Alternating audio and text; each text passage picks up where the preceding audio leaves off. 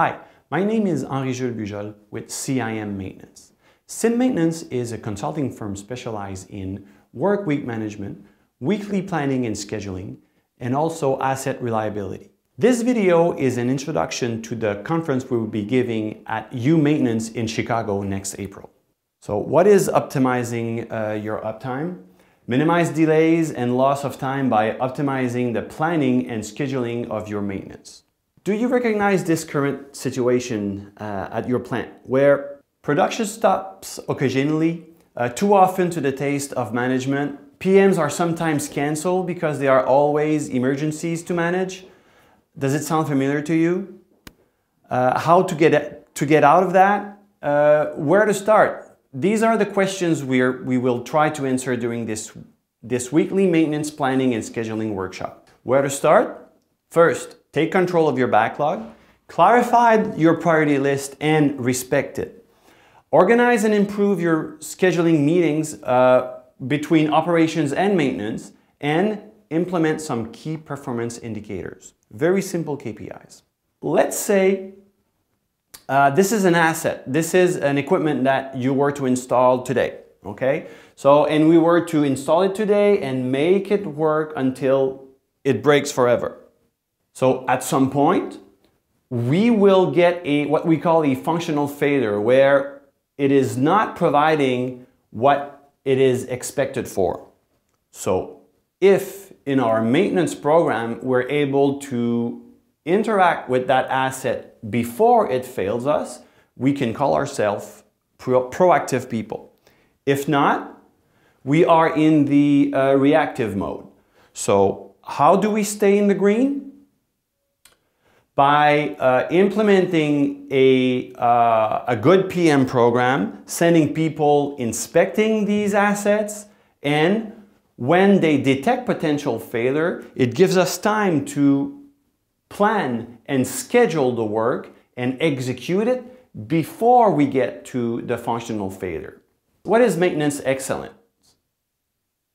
So it starts with a strategy by management. So leadership, and it's the base of everything, you know. Management needs to be involved and believe in it, and they have to be part of it.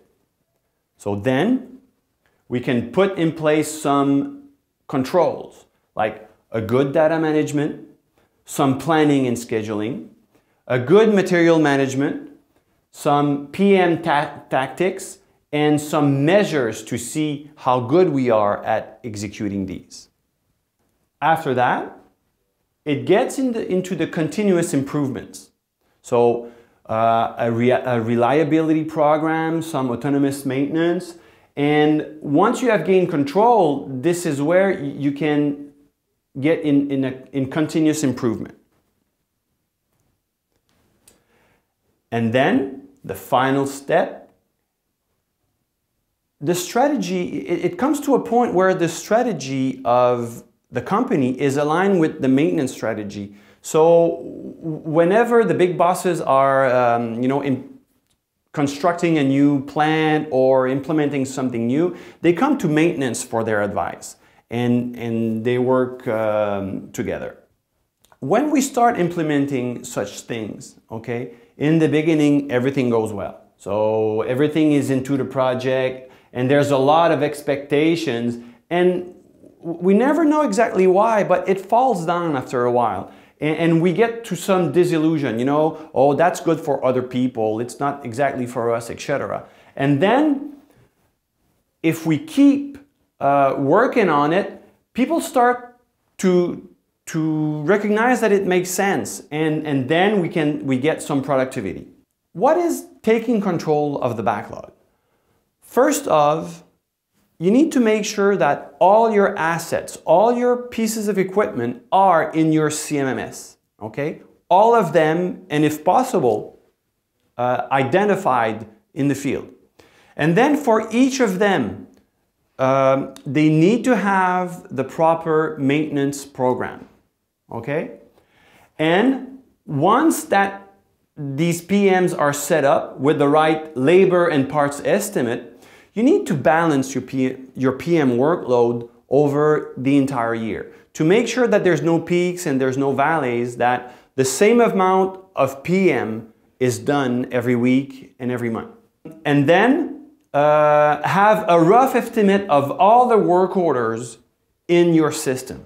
And it gives you the size of your backlog in terms of man hours. Once the backlog is identified and estimate, we need to make sure that each work order has the right priority. So we often suggest this list of priorities where the first two are emergencies. The first one, is immediately, like now. Drop your tools, go there, fix that, okay? It needs to be fixed because we may have a safety issue or a production loss. The other one is urgent, which means important enough to break this week's schedule, okay? But we still take the time to plan it for, let's say, within 24 hours and execute it the next day. The three last priorities here belong to the planner, where high, normal, and low. Let's say, for example, that all PMs come out at the normal priority, okay? And everything that needs to be done next week is high priority, and the low are the nice to have. So we fill the schedule with these three priorities, making sure that we will execute and we will achieve these high priorities, most of the normal, and the lows are right there in case, some emergency occurs and we need to let go of something. The scheduling meeting, the famous scheduling meeting. This meeting, most of the time it happens on Thursday afternoon, is a formality. Everything has been decided, is just presenting it to the team and make sure that everybody agrees on it and everything we said earlier that we still stand, and we will do it this way. So the schedule has to be distributed in advance, and everybody coming to the meeting must have read it and write down their questions, and bring them to the meeting. So then we agree on the schedule and validate it and approve it for the next week. So with that short and sweet meeting, 20 minutes, it should be enough. Everybody agrees on next week's schedule, and we come to an agreement on achieving what's in it. Key performance indicators, okay? So they have to be basic, simple, and the basic rules are these, okay? So the KPIs are there to show the performance of the process and the performance of a team, never individuals. They all have to be toward an objective, and each of them needs an action plan for when it gets out of scope, okay? And we need to reconsider the old ways and be able to act on whatever makes the KPI goes low. Some basic KPIs, for example, emergency work, we should always aim at keeping it below 5%. Unscheduled work during the week, below 10%. Planned work should represent 85% of what we do. Everything we put into the schedule should be done at least at 85%. And the PM compliance, so at least 95%. Normally, our PM work time should represent 30% of our work. And the total backlog should represent 6 weeks of work, with the right size of team and the right amount of work. So always have 4 to 6 weeks in front of us.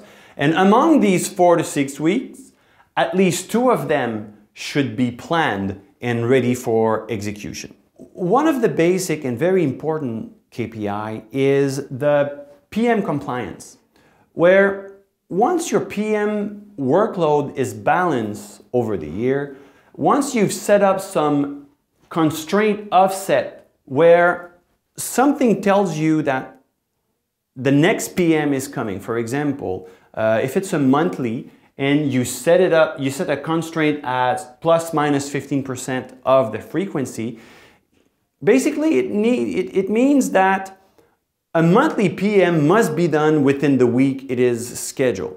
If not, you will get too close to the next one and you'll end up doing the same PM 2 weeks in a row, okay? So balance the PM workload and execute them every week.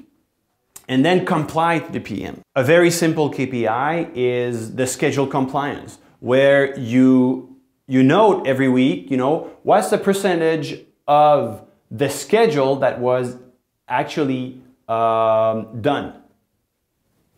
And the goal in this case is close to 90, but 85 is a good one. Emergency work. So if we say we need to keep it under 5%, okay, we see in this case here that they're way high. However, we look at what did we do to have all these emergencies? How can we reduce them week after week and on and on?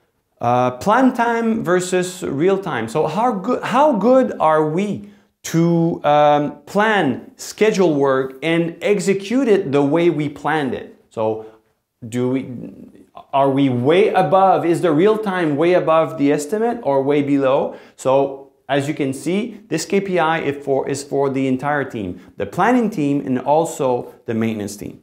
And the next one here is the work backlog. So every week we look at the backlog and we see how many weeks of work in advance do we have. Failure type is another one.